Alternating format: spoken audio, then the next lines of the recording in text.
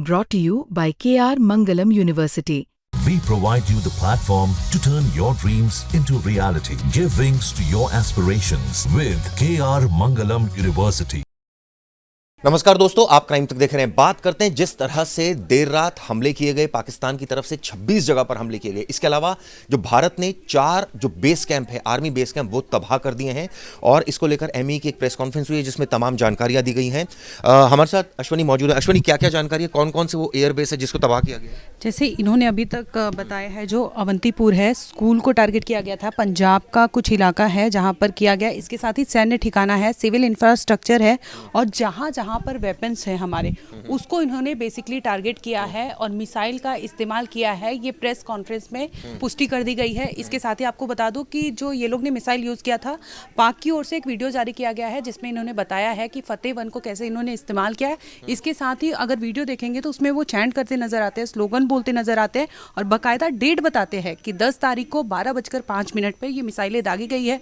जिस तरह से अभी हमने पीसी देखा तो इन्होंने भी टाइमिंग बताया है, लगभग रात के 1 बजे यहाँ पर वो मिसाइल अटैक हुआ है। तो जिसकी पुष्टि अब हो चुकी है कि मिसाइल अटैक पाकिस्तान ने किया हुआ है भारत में।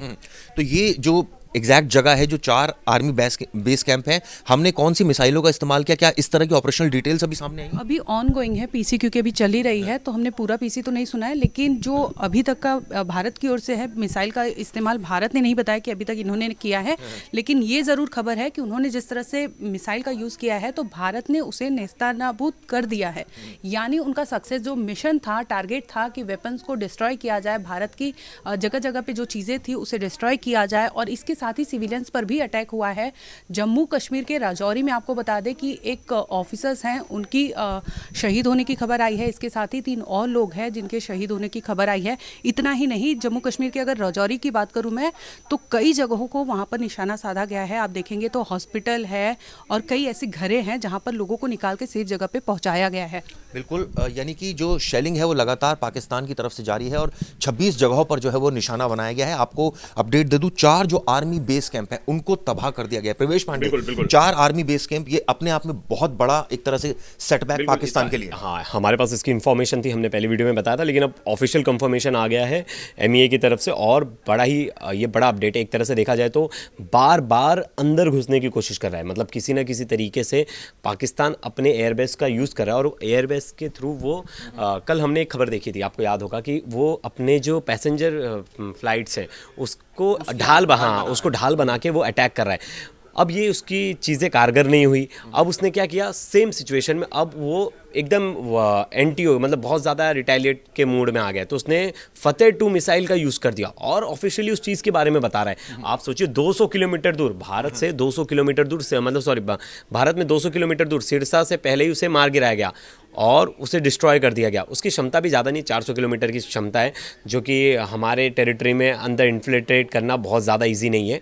हमारे जो S-400 है उसकी क्षमता 600 किलोमीटर है, तो कहीं भी आसपास से वो गुजरेगा तो उसे तुरंत ही निस्तनाबूद कर दिया जाएगा। हम हिमाकत सिरसा तक कर दी कि वहां तक मिसाइल पहुंच गई।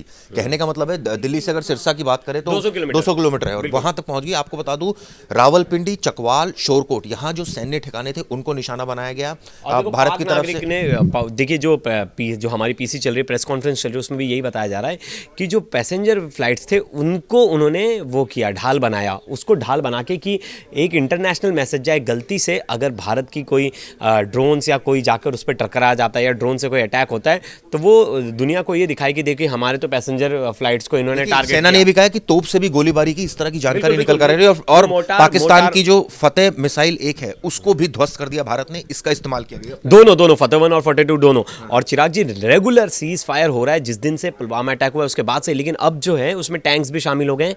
टैंक्स के साथ जो मोर्टार है वो भी शामिल थे पहले से ही, और जो नॉर्मल हम कहते हैं कि जो छोटे ड्रोन्स हैं उनका भी यूज़ किया जा रहा है। तो ये तो लगातार बॉर्डर्स पे उनकी तरफ से इन्फिल्ट्रेट किया जाए, लेकिन जो सबसे बड़ी चीज़ थी वो थी मिसाइल जिस तरह से इन्होंने यूज़ किया, अब ये दिखा रहा है कि ये इस लड़ाई को बहुत आगे लेकर जाना चाहते हैं। अब तो ये कहा जाए कि बोल नहीं रहे लेकिन वो युद्ध चल ही रहा है, ये तो माना ही जाए। डिफेंस मिनिस्टर का बिल्कुल बिल्कुल बिल्कुल बिल्कुल बिल्कुल माना क्या जाए है।